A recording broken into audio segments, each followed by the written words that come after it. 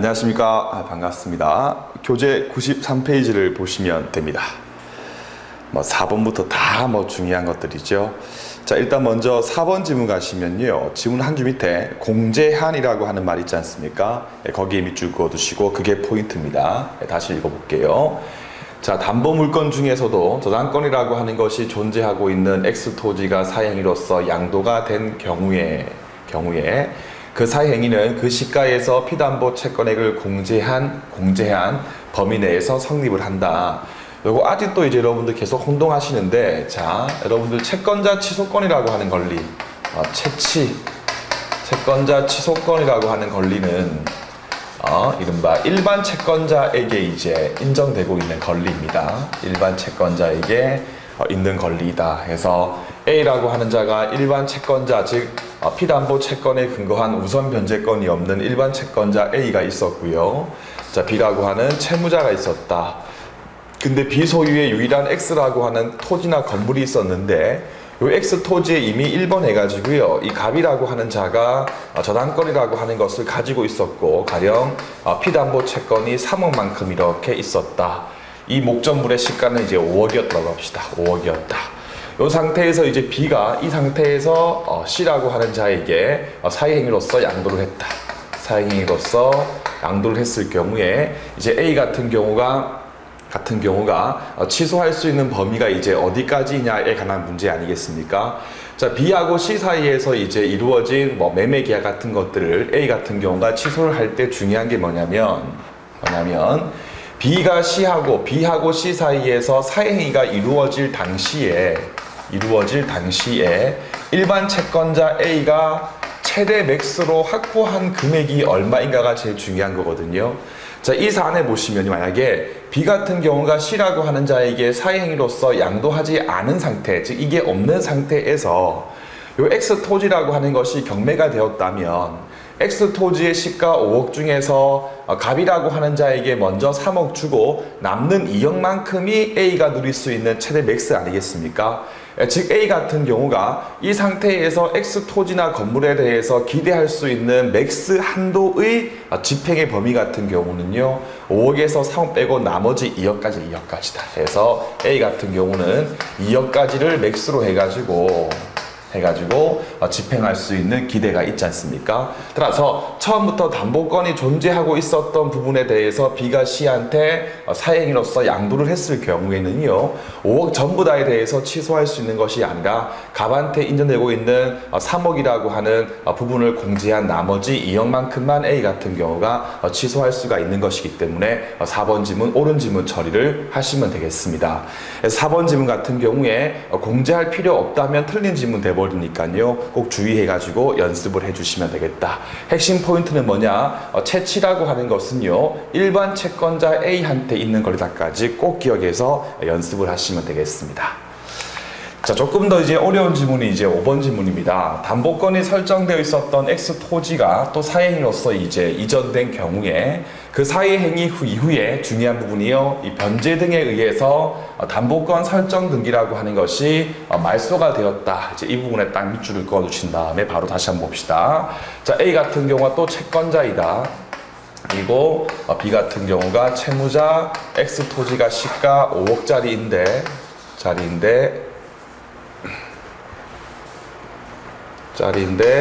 또 1번 해가지고 갑이라고 하는 자가 저당권을 가지고 있었고 피담보 채권이 또 3억이었다라고 합시다. 자, 이 상태에서 이제 B가 또 C라고 하는 자에게 사행위로서 1번 양도를 했고 2번 C 명의로 이제 이전 등기가 되었겠죠. 이렇게 C 명의로 이전 등기가 된 상태에 맞췄다. 지금 무슨 말인가 하면요, B에서 C로 이제 사행위로서 C 명의의 등기가 된 상태에서 별도로 갑 명의의 담보권 설정 등기라고 하는 것이 변제 등에 의해서 말소가 되지 않고 가만히 남아있는 경우라면, 즉 요게 만약에 말소되지 않고 계속 남아있는 경우라면 A 같은 경우는 취소를 한 다음에 원상회복의 방법으로서 원물 반환이라고 하는 것을 할 수가 있었죠. 원물 반환이라고 하는 것을 할 수가 있었다. 왜 그런가 하면요. 어차피 C한테 했을 등기에 대해서 취소한 다음에 C명의 이전 등기에 대해서 말소를 구하는 경우라 하더라도 X 토지에 대해서 등기 명의가 채무자 B한테 복귀하는 경우라 하더라도 이미 갑이라고 하는 자의 담보 물건이라고 하는 것이 유효하게 존재하고 있지 않습니까? 그럼 결국 A 같은 경우는 사행위 당시에 A가 확보했던 최대 맥스 금액이었던 2억이라고 하는 최대 맥스 범위 내에서 취소를 구하는 것이기 때문에 취소를 하고 난 다음에 원물 반환이라고 하는 것을 하게 돼도 확보했던 금액을 넘어가는 부분까지 회복을 구하는 것은 아니기 때문에 허용이 되는 겁니다. 근데 비교해가지고 자 B에서 C로 등기가 된 다음에 예를 들면 C 같은 경우가 갑한테 3억을 변제해가지고요. 저 갑의 담보권 설정 등기라고 하는 것이 변제 등에 의해서 말소가 됐다. 이렇게 말소가 됐을 경우에도 만약에 원물 반환이라고 하는 것을 할 수 있는가 없는가에 관한 문제인데, 만약에 말소가 되고 난 다음에도 원물 반환이라고 하는 것을 인정해버리면 결국 A 같은 경우가 취소를 하고 난 다음에 회복을 구하는 가치가 2억이겠습니까? 5억이겠습니까?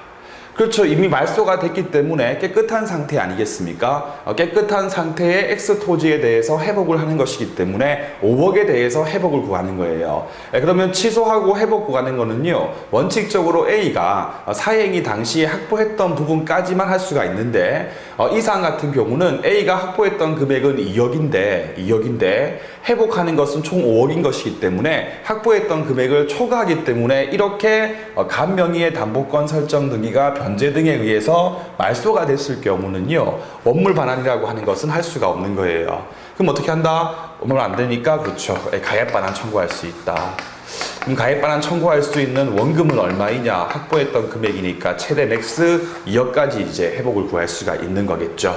그럼 다시 이제 5번 질문 보시면요. 자, 이 사안 같은 경우는 담보권이 존재했던 X 토지가 C한테 하고 난 뒤에 변제 등에 의해서 담보권 설정 등기라고 하는 것이 말소가 된 경우죠. 그러니까 쭉 빼가지고 원물 반환이라고 하는 것은 허용될 수가 없는 것이므로 그 부동산 5억의 가액에서 갑의 피담보 채권 3억을 공제한 나머지 2억 범위 내에서 사행위를 취소하고 원물 반환이 아니고 가액 배상만 구할 수가 있는 것이기 때문에 5번 지문 옳은 지문 처리를 하시면 되겠습니다. 그럼 정리할 때 만약에 쭉 빼가지고 비교 표시하신 다음에 만약에 한 번 더 말소가 되지 않고 가만히 남아있는 상태라면 그러면 원물 반환, 즉 C명의의 이전 등기에 대해서 말소하는 방식으로서 또는 채무자 B명의로서 이전 등기하는 방식으로서 등기 명의 자체를 이제 채무자 B한테 회복할 수도 있다까지 말소된 경우하고 되지 않은 경우 다 나오고 있으니까 두 개를 잘 비교해 가지고 연습을 해주시면 되겠습니다.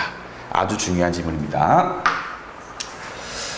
자, 그 다음에 이제 6번 지문 같은 경우도 상당히 이제 어려운 지문인데, 기본서만 딱 봤을 때는 좀 풀기 힘든 게 이제 6번 지문하고 우리 교재 94페이지에 있는 7번 지문, 6번, 7번 지문 두 개 비교하는 게 필요하거든요. 먼저 6번 지문부터 보시면요. 채권자 A 같은 경우가 취소권을 행사했을 경우에는 다른 채권자가 배당 요구할 것이 명백하다. 이거 암기는 돼 있죠. 다른 채권자가 배당 요구할 것이 명백하거나 또는 목적물이라고 하는 것이 불가불이다 라고 하는 별도의 사유가 있는 경우가 아니라면 A 같은 경우는 자기가 채무자 B한테 가지고 있는 채권액을 초과해 가지고 취소권이라고 하는 것을 행사할 수 없다 해서, 예를 들면 채권자 A 같은 경우가 채무자 B한테 가지고 있는 금액이 9천인 경우라면 원칙적으로 9천 범위 내에서만 행사할 수가 있다. 다만 예외적으로 다른 채권자 갑이나 을 등이 배당 요구할 것이 명백하거나 또는 목적물이 불가분인 경우에는 이 9천 범위를 초과해서도 행사할 수가 있다 해가지고요. 요 6번 지문 같은 경우는 기본서에 다 나오는 지문이기 때문에 충분히 6번 지문 같은 경우는 문제가 풀 수가 있을 겁니다. 그런데 7번 지문 잠깐 볼까요, 여러분들? 자, 사행위치로서 원상회복으로서 가액배상을 명하는 경우, 일단 7번 지문 포인트는요, 가액배상이라고 하는 말에 밑줄을 딱 그어주신 다음에, 자, 취소했던 채권자 A 같은 경우는 수익자 C에게 직접 자기에게 가액배상금을 지급할 것을 청구할 수 있고 문제없죠. 다른 채권자들이 가액배상금에 대해서 배당 요구할 것이 명백하다. 다른 자들이 배당 요구할 것이 명백하다. 분명히 책에 있었다. 원칙은 초과할 수 없지만 다른 자들이 배당 요구할 것이 명백한 경우이거나 목적물이 불가분인 경우에는 자기의 채권 금액을 초과해가지고 반환 구할 수 있다니까 7번 지문 옳은 지문이네 라고 풀면 틀려버리는 겁니다. 이거 틀린 지문이거든요. 왜 틀린 지문이냐면 다시 봅시다. 이 6번 지문은 어떤 경우냐면요. 이거는 원상회복 중에서 이 6번 지문 같은 경우는 원물 반환이 이루어지는 것을 전제로 한 지문이거든요. 근데 기본서에 보면 이거 설명하고 있는 기본서 제 책은 설명되어 있습니다. 나 잘 없어요. 이거 잘 이해도 못하고. 그러면 강사야 왜 원물 반환만 이 경우에 포함되고 가액 반환이 이루어지는 경우, 그러니까 원상회복의 큰 방법 중에서 가액 반환이 이루어지는 경우는 명백하거나 목적물이 불가분인 경우 등에 해당할 수가 없는데 제가 한번 검증해 볼게요, 여러분들. 자, 가액 반환이 이루어지는 경우는요, 첫 번째 그 대상이 뭐죠? 그렇죠. 결국 금전 자체에 대해서 반환 청구하는 거 아니겠습니까? 여러분들 금전이라고 하는 것은 불가분일 수 있습니까? 없습니까? 그렇죠. 금전 같은 경우는 정말 특수한 경우를 빼고는요, 가분적 대상에 불과하기 때문에 방금 봤던 두 가지 경우, 목적물이 불가분인 경우에는 예외적으로 자기 채권액 초과해서 행사할 수 있는 경우에 해당할 수가 없죠. 왜? 금전은 가분급부니까. 그럼 두 번째 여러분들 이제 배당 요구죠. 다른 채권자들이 배당 요구라고 하는 것을 할 것이 명백한 경우라면, 그러면 방금 봤던 판결 요지에 의했을 때 또 예외적으로 자기의 채권 금액을 초과해가지고 행사할 수가 있지 않습니까? 그럼 이 경우를 봅시다. 자, A 같은 경우가 채권자이고요. A가 채권자. 그 다음에 B가 채무자, C가 이제 수입자다. C가 패소를 해가지고요, C가 A한테 직접 이렇게 가액배상으로서 1억이라고 하는 금전을 이렇게 지급을 했습니다. 그래서 C가 A한테 직접 1억이라고 하는 금전을 지급했을 때에 갑이라고 하는 다른 채권자가 A라고 하는 자에게 직접 배당 요구나 또는 빨리 나한테 돈 줘라고 직접 분배 청구라고 하는 것을 갑이 A한테 할 수 있다 없다? 그렇죠. 판례가 판시할 때 현행법상으로는 민사집행법 등등등에 근거해가지고 A라고 하는 자에게 갑이라고 하는 자가 직접 배당 요구하거나 분배를 청구할 수 있는 법적 조항이 전혀 없는 것이기 때문에 할 수 없다는 게 판례 입장 아니겠습니까?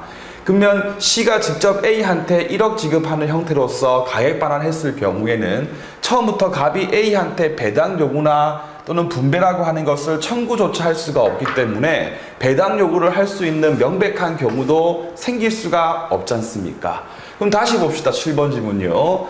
자, 원상회복으로서 가액배상 명하는 경우에 A 같은 경우는 직접 자기에게 돈 줄 것을 청구할 수 있다까지는 맞는 거죠. 근데 직접 청구해가지고 C가 A한테 직접 돈을 지급했을 때에 다른 채권자 갑들 같은 경우는 위 가액 배상금에 대해서 배당 요구 자체를 할 수가 없지 않습니까? 그러니까 못하는 거거든요. 따라서 가액 배상이 이루어지는 경우는요, 그 어떠한 경우에도 목적물이 불가분인 경우일 수도 없는 것이고 다른 자들이 배당 요구할 것이 명백할 수도 없는 것이기 때문에 이 경우는요, 자기의 채권 금액을 초과해가지고 가액 배상이라고 하는 것을 구할 수가 없으니까 7번 지문 같은 경우에는 틀린 지문 처리를 하시면 되는 겁니다.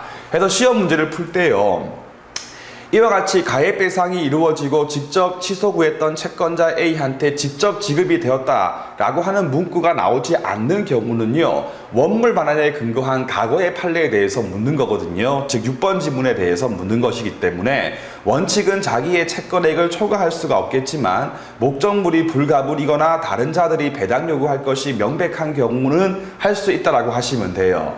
근데 7번 지문처럼 가액배상이라고 하는 말이 주어지고 취소 구했던 채권자 A한테 수익자 C가 직접 돈을 지급했다까지 나오게 되면요, 가액배상을 전제로 하고 묻는 것이기 때문에 다른 갑들이 A한테 배당 요구할 여지가 없으니까 금전이니까 불가분일 수 없고 배당 요구도 할 수가 없는 것이기 때문에 아시겠죠? 원칙에 의해서 처리가 필요하므로 결국 자기의 채권 금액을 초과해서 반환이라고 하는 것을 구할 수는 없는 것이기 때문에 7번 지문 같은 경우는 틀린 지문 처리를 해주시면 되는 겁니다. 이해되시죠? 해서 6번, 7번 지문 두 개를 잘 비교하시고요. 8번 지문도 상당히 어려운 지문이니까 한번 봅시다.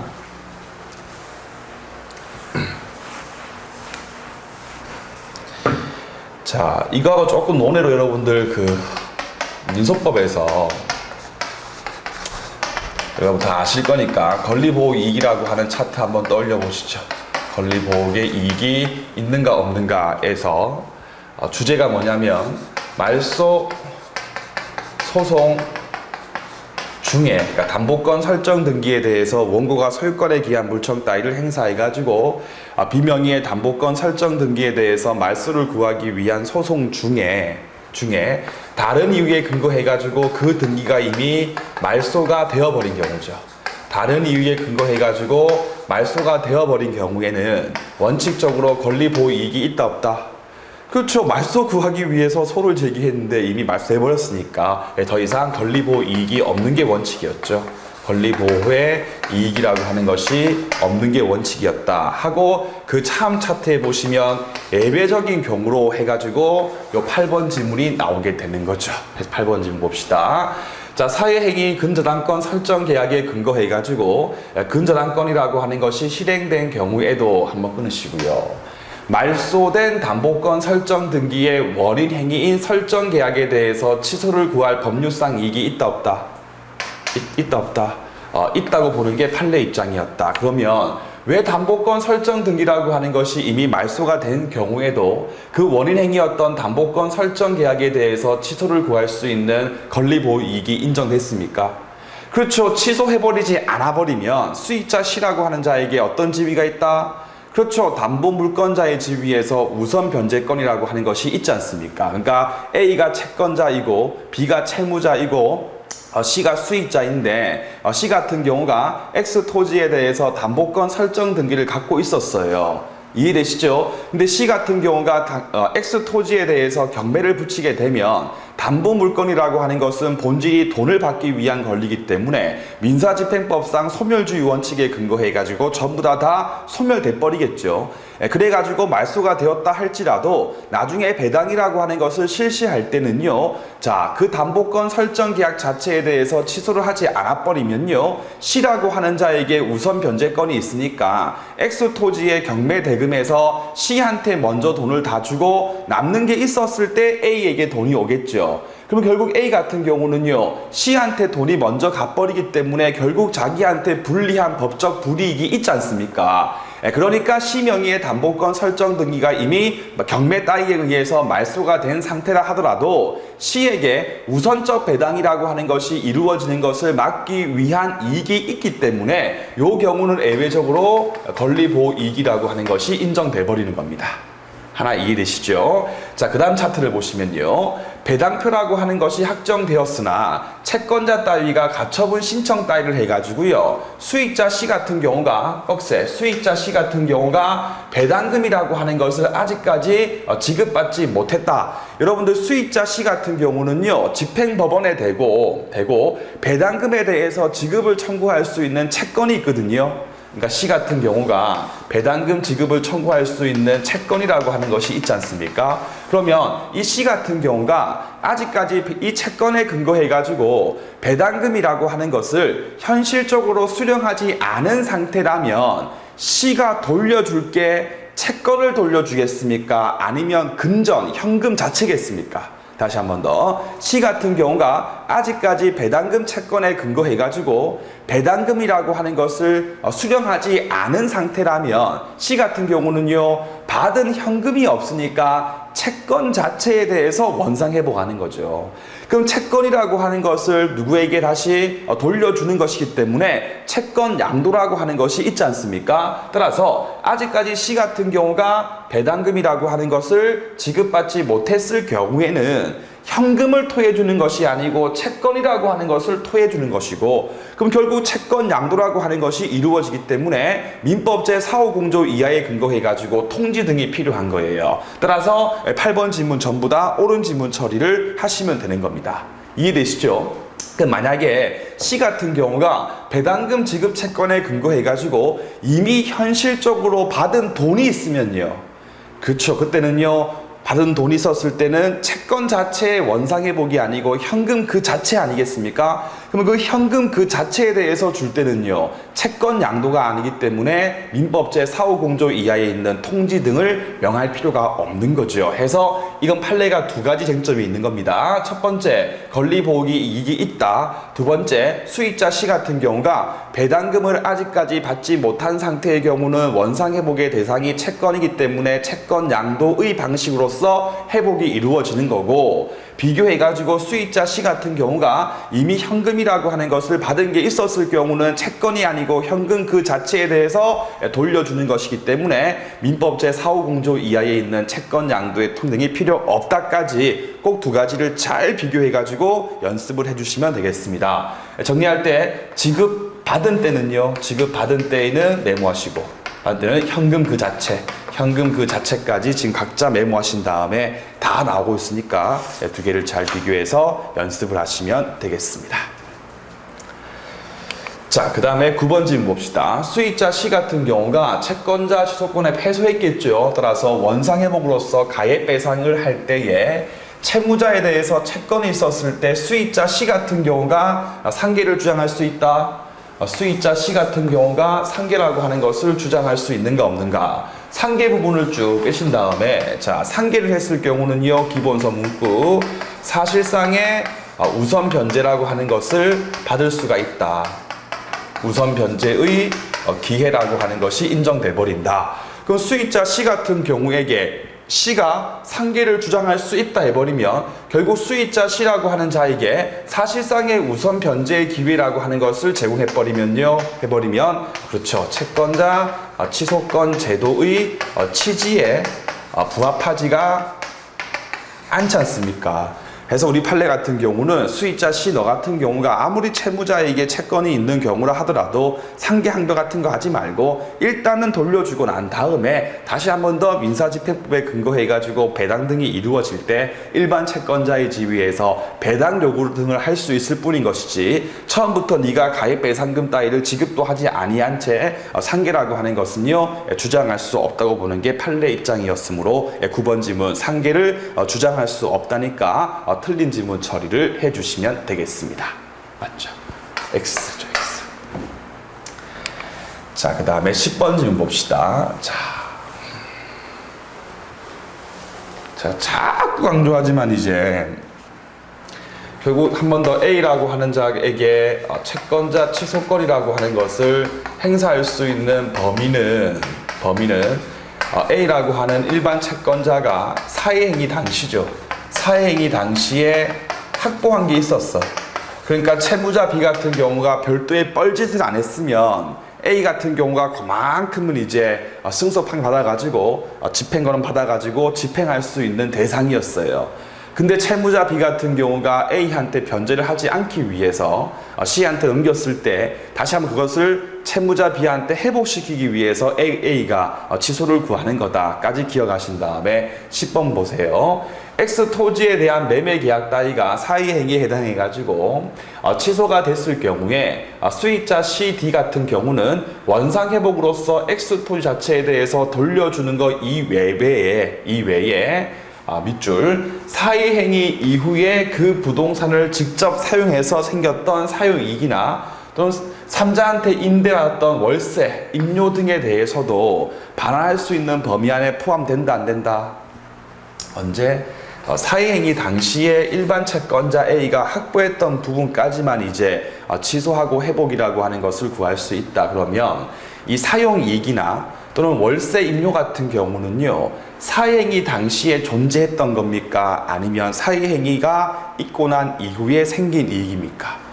지문에 있지 않습니까? 사회행위 이후에 생긴 이득 아니겠습니까? 그렇다면 결국 B하고 C 사이, 즉 채무자 B하고 수익자 C 사이에서 이루어진 사회행위 당시에는 존재했던 이익이다 아니다? 존재했던 이익이 아니죠. 결국 채권자 A가 처음부터 집행할 수 있는 기대 범위 안에 포함될 수가 없는 것이기 때문에 사회행위가 있고 난 이후에 발생된 사용이익 또는 월세이익 같은 경우는요, 나중에 취소했다 할지라도 원상 회복해야 될 범위 안에 포함되지 않기 때문에 반환해야 할 필요가 없다므로 10번 지문 또 틀린 지문 처리를 하시면 되겠습니다. 그래서 딱 머릿속으로 사행위 당시에 일반 채권자 A가 집행할 수 있는 범위 내까지 취소하고 회복을 구하는 거다. 따라서 사행위가 있고 난 뒤에 발생된 부분 같은 경우는 그 범위 안에 포함될 수가 없는 것이기 때문에 회복하는 범위 안에 포함될 수가 없다. 결국 10번 지문 또 틀린 지문 처리를 하시면 되겠습니다. 자, 그 다음에 11번 지문인데 제가 누차게 또 강조했던 건데요. A가 채권자입니다. B는 채무자입니다.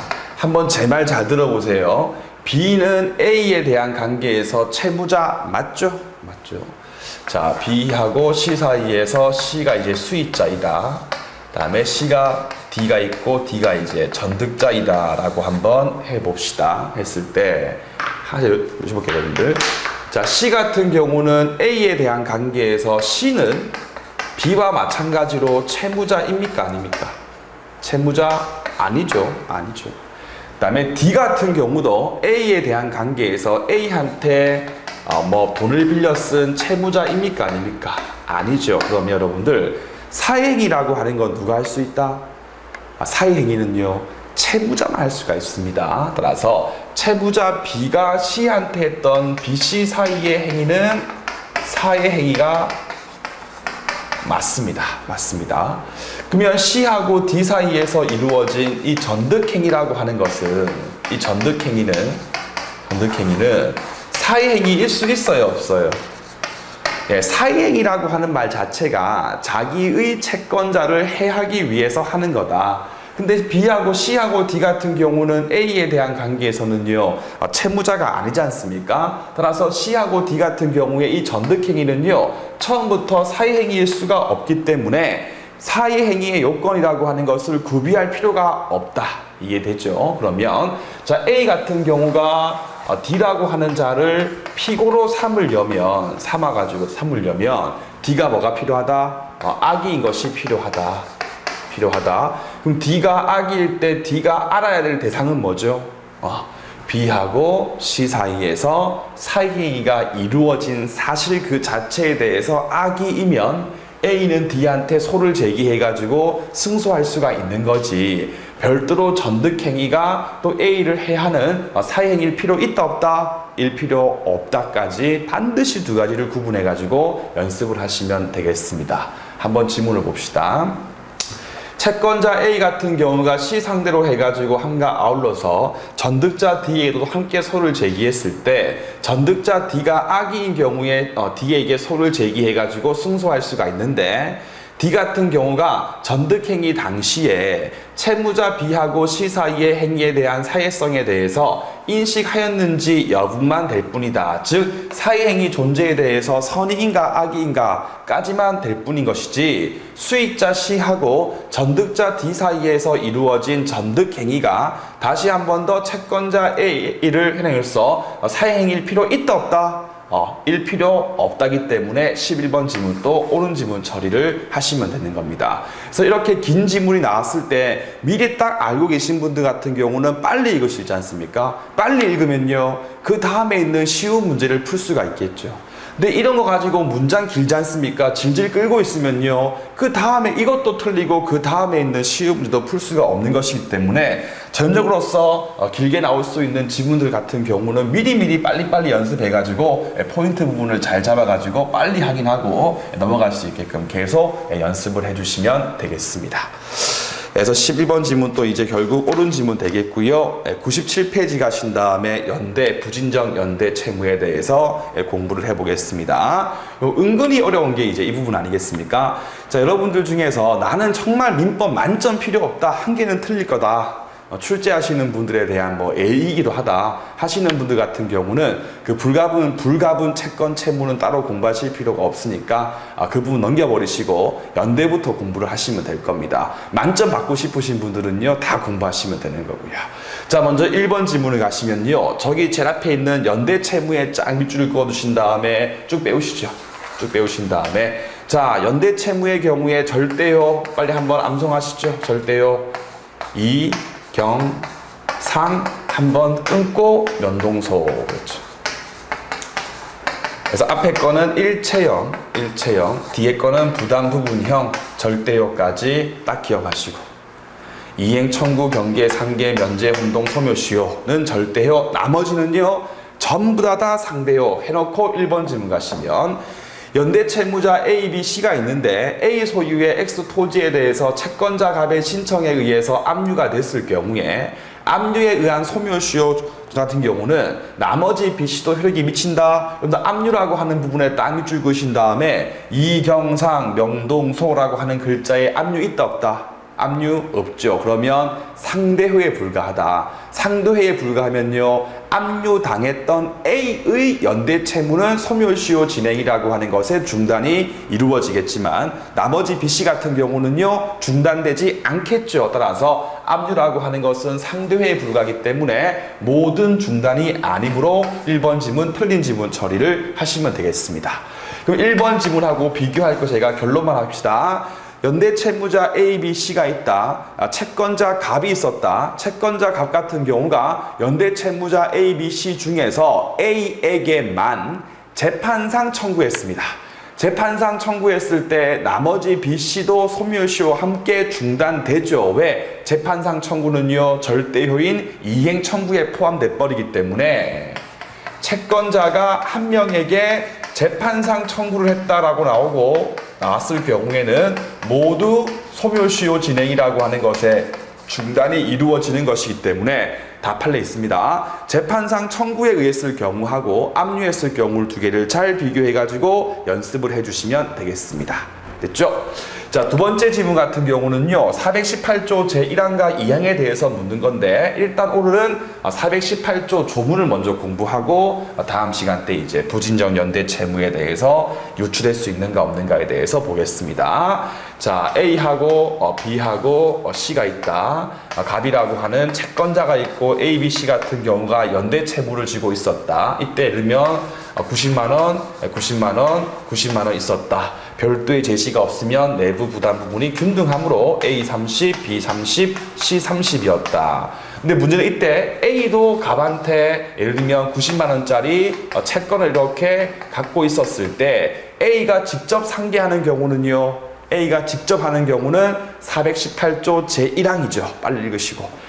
A가 직접 상계 항변하는 경우는 418조 제1항에 의해서 처리가 이루어지고, A 같은 경우가 갑한테 채권이 있는데 A가 조금 소심해. 그래가지고 상계하지 않고 가만히 있어가지고 다른 B나 C가 A의 채권에 대해서 대신 상계하는 경우는요 418조 제2항의 문제였죠. 해서 다시 A가 채권자 갑에게 채권이 있는 경우에 A가 직접 상계했을 경우는 418조 제1항의 문제이며 90만원 전부 다의 이익을 위해서 소멸된다. 왜? 이경상 상계 절대요가 있으니까요.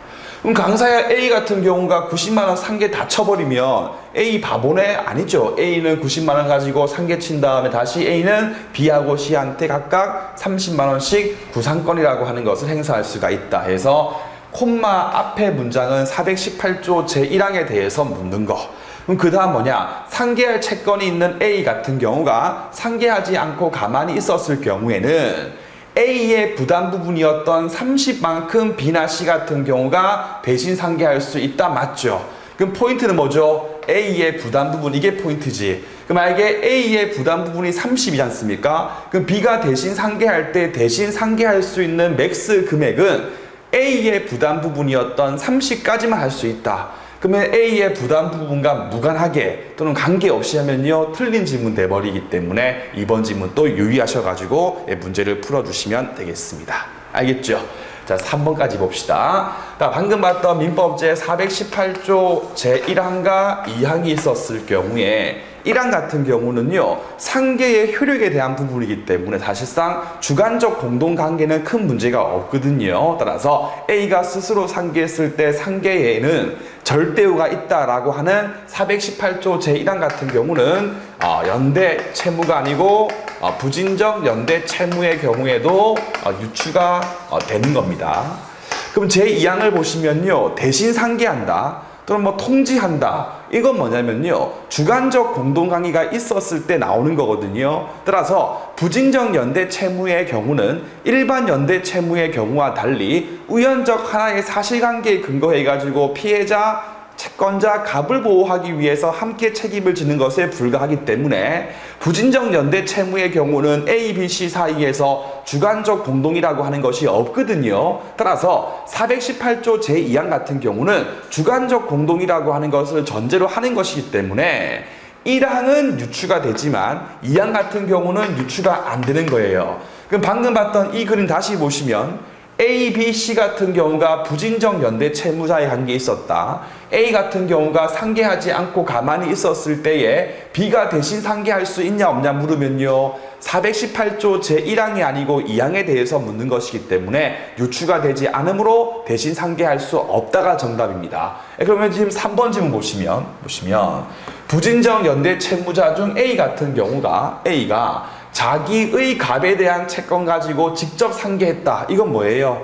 418조 제1항에 대해서 묻는 거 아니겠습니까? 1항 됐죠? 따라서 절대우가 인정돼 버리기 때문에 다른 B, C에게도 효력이 미치므로 3번 지문 옳은 지문이고, 요약하면요, 418조 제1항에 대해서 묻는 거고 판례가 변경돼 가지고 유추가 되므로 3번 지문은 옳은 지문 처리를 해주시면 되는 겁니다. 이해되시죠?